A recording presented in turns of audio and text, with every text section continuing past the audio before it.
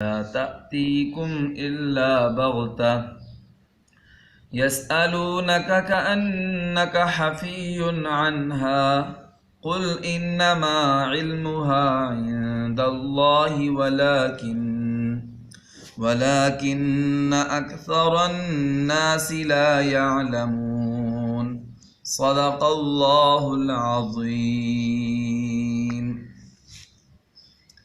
میرے معزز سامعین، آج کے اس درس قرآن میں نے آپ کے سامنے سورۃ الاعراف کی آیت نمبر 186 اور 187 تلاوت کی ہیں۔ اس سے پہلی آیات کے اندر اس بات کا ذکر کیا گیا کہ اللہ رب العزت فرماتے ہیں اولم یتفکروا فی خلق السماوات والارض فی ملکوت السماوات والارض، کہ یہ لوگ آسمانوں اور زمین کی عظیم الشان بادشاہت میں غور و فکر نہیں کرتے۔ پھر فرمایا اولم ينظروا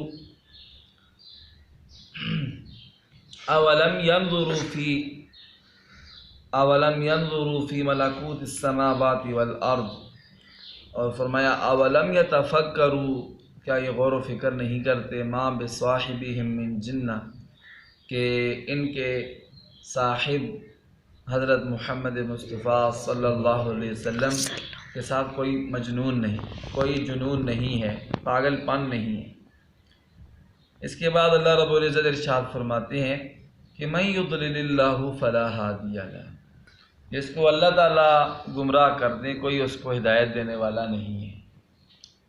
تو پہلی آیات کے ساتھ اس کا تعلق یہ ہوا کہ یہ اس لیے غور و فکر نہیں کرتے اور اس لیے آسمانوں اور زمین کی عظیم الشان بادشاہت میں دیکھتے نہیں کہ ان کی بدعمالیوں کی وجہ سے، ان کے برے اعمال کی وجہ سے اللہ تعالیٰ نے ان کو گمراہ کر دیا ہے۔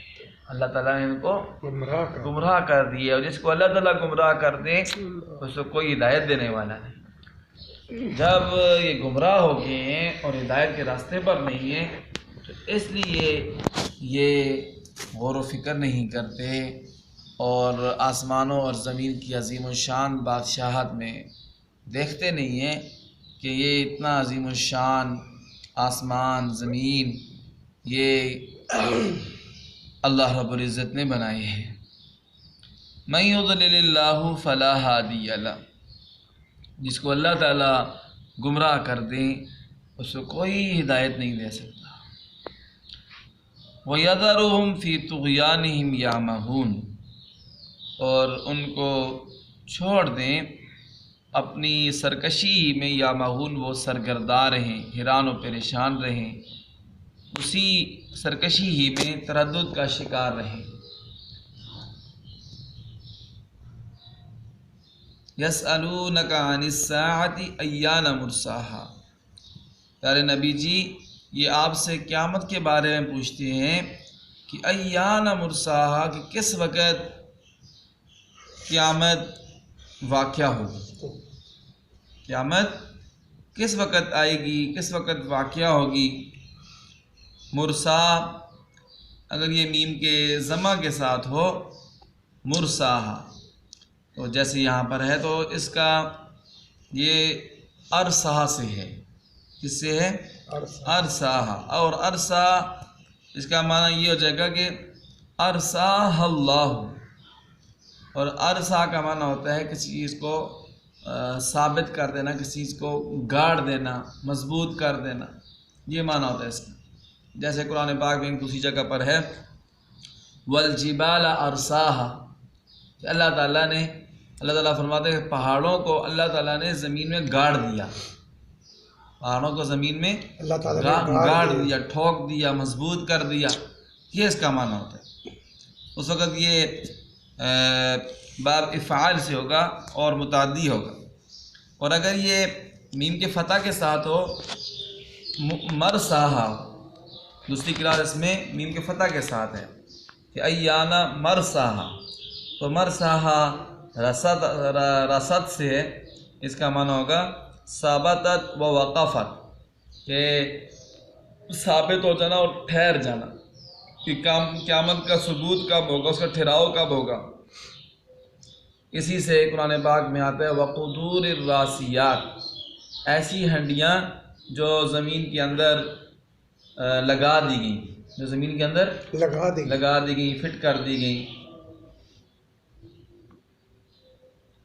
جب انہوں نے یہ پوچھا پیارے نبی صلی اللہ علیہ وسلم سے کہ یسألونک عن الساعة ایان مرساها، قیامت کے بارے میں سوال کرتے ہیں کہ قیامت کب واقع ہوگی، کس وقت واقع ہوگی، تو یہ اس کے شان نزول کے بارے میں آتا ہے اس آیت کے بارے میں کہ یہ یہودی پیارے نبی صلی اللہ علیہ وسلم سے کہتے تھے ان کنت نبیا فاخبرنا عن الساعة متى تقوم، کہ اگر آپ نبی ہیں تو آپ ہمیں قیامت کے بارے میں بتائیں کہ قیامت کب آئے گی۔ اور یہ بھی آتا ہے، ذکر کیا گیا ہے کہ مشرکین مکہ فرط انکار کی وجہ سے یہ قیامت کا انکار کرتے ہوئے یہ کہتے تھے کہ آپ کہتے ہیں میں اللہ کا نبی ہوں، تو پھر بتاؤ نا کہ قیامت کب آئے گی۔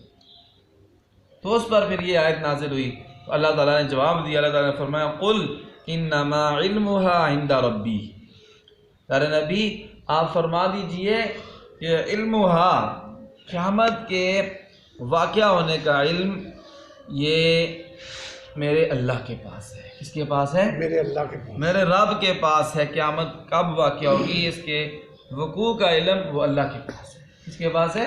اللہ کے پاس ہے۔ مجھے نہیں پتا کہ کب قیامت ہوگی، میں کو یہ بتانے کے لیے نہیں ہے قیامت کب واقع ہوگی۔ لا یجلیھا لوقتھا الا ہو، اور اللہ تعالیٰ نے قیامت کے وقت کو کسی کے لیے بھی ظاہر نہیں کیا، سوائے اللہ کے کسی کو بھی پتہ نہیں ہے کہ قیامت کب قائم ہوگی۔